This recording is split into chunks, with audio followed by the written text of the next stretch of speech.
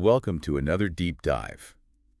Today, let's imagine you're in like the scorching Judean desert, and you stumble upon a cave Oh, wow. hidden amidst these craggy cliffs, and inside you find all these ancient scrolls, Yeah. untouched for almost 2 millennia. Wow. This isn't a scene from Raiders of the Lost Ark. This is the remarkable true story of the Dead Sea Scrolls. That's right. And these scrolls, especially the ones connected to the site of Qumran nearby, offer a fascinating window into this really unique Jewish sect Yes. from the time of Jesus. Exactly, and in this deep dive, you'll join us as we kind of examine not only the scrolls themselves, Right. but also what they reveal about the community who created them and, their beliefs Yeah. and their practices. We have some really great research and articles to work with, so Absolutely. we're going to get into some really interesting stuff today. Absolutely. And understanding Qumran is key here. Yeah. It wasn't like a typical town. It was more like a communal center. And the archaeological evidence we have from the site helps us paint a really vivid picture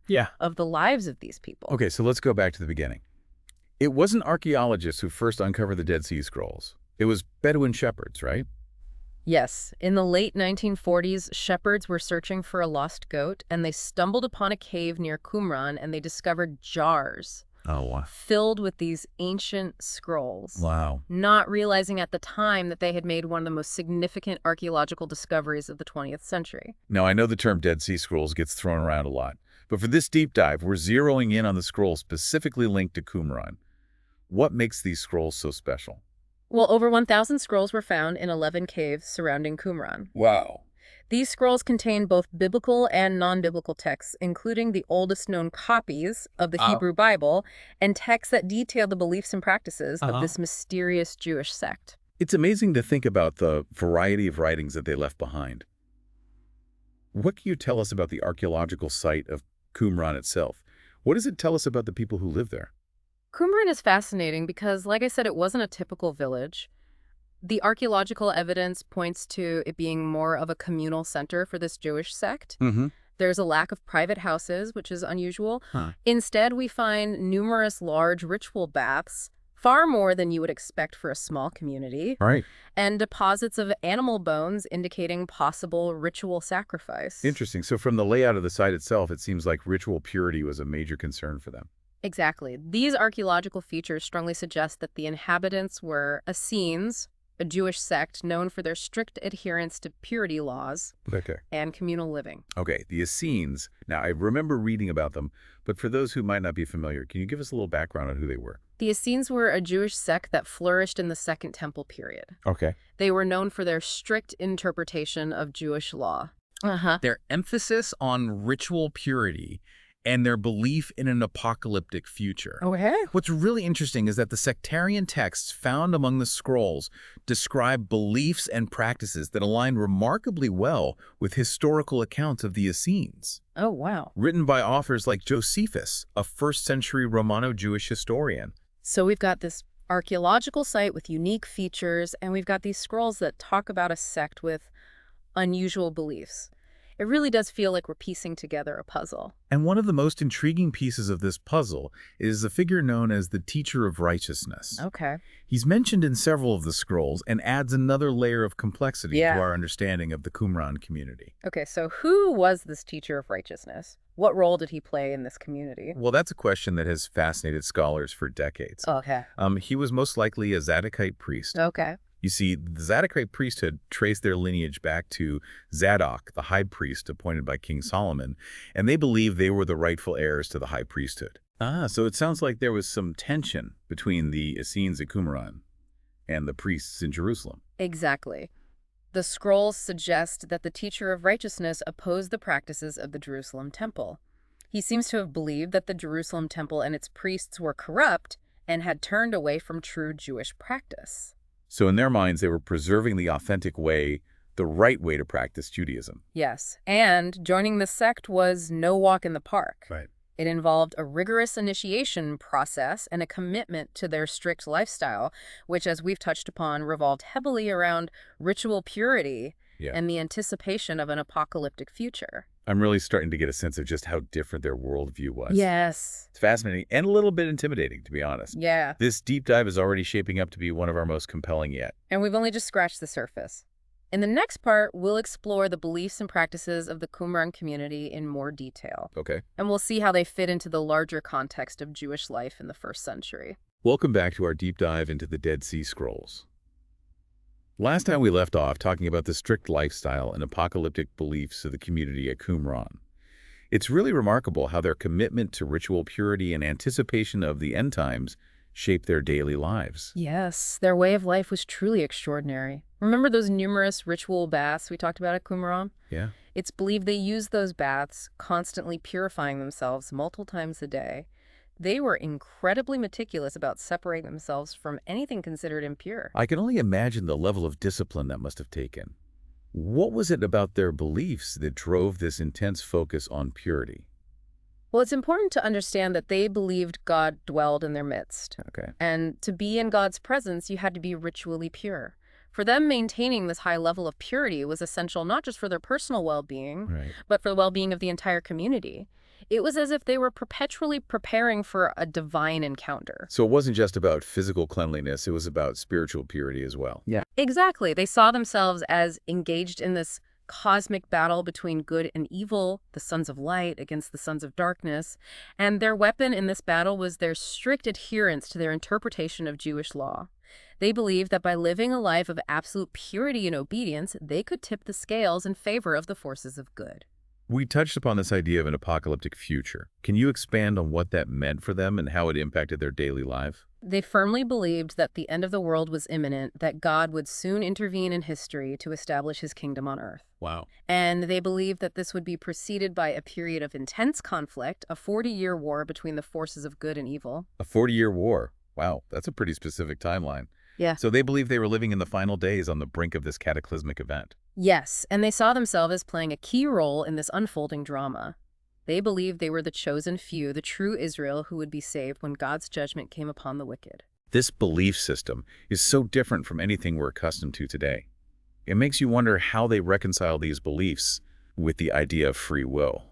That's a question that has fascinated scholars for years. You see, the Essenes also believed in predeterminism, the idea that God had predetermined every action and even the very nature of a person before they were born. So in their view, God had already decided who would be saved and who would be condemned even before they were born. Yes, they believed that God had determined how much good and evil each person possessed, and their fate was essentially sealed from the moment of their creation. That's a pretty heavy concept. I'm curious, did this belief ever create internal conflicts within the community? Unfortunately, we don't have a lot of insight into those internal dynamics.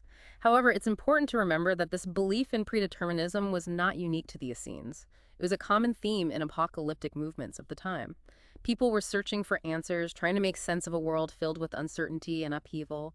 I suppose when you believe the end of the world is near, it makes sense to seek comfort in the idea that there's a divine plan, even if it's not fully comprehensible to us. Exactly. And despite their strict beliefs and practices, or perhaps because of them, the Qumran community thrived for centuries.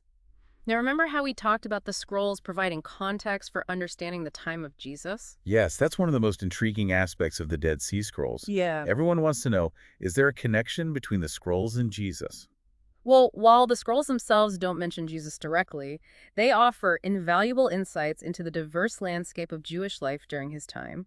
It's crucial to remember that the Essenes were just one group among many. You're right. It's easy to forget that Judaism wasn't a monolithic entity back then, just like it isn't today. Absolutely, and the scrolls help us appreciate that diversity of thought and practice within Second Temple Judaism.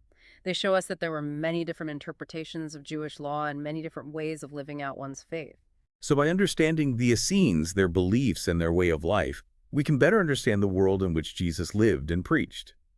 It's all about context. Precisely, and when we compare the beliefs and practices of the Essenes with what we know about Jesus from the Gospels, some striking differences emerge. What are some of the key differences that stand out to you? Well, let's think about their approaches to ritual purity. The Essenes, as we've discussed, were hyper-focused on maintaining a state of absolute purity, separating themselves from anyone or anything deemed unclean. Their entire community was structured around these principles. Right, their communal living, the constant ritual bathing, it all ties back to this central idea. Yes. But Jesus, on the other hand, interacted with people who were considered outcasts and ritually impure, like lepers and those with hemorrhages. He even touched corpses, which was considered the ultimate source of impurity in Jewish tradition. That's a great point. And it wasn't just about whom he interacted with Jesus' teachings, often challenged the prevailing notions of purity and emphasized inner transformation over outward observance. Exactly. This difference in approach speaks volumes about their differing interpretations of Jewish law and their views on how to connect with God.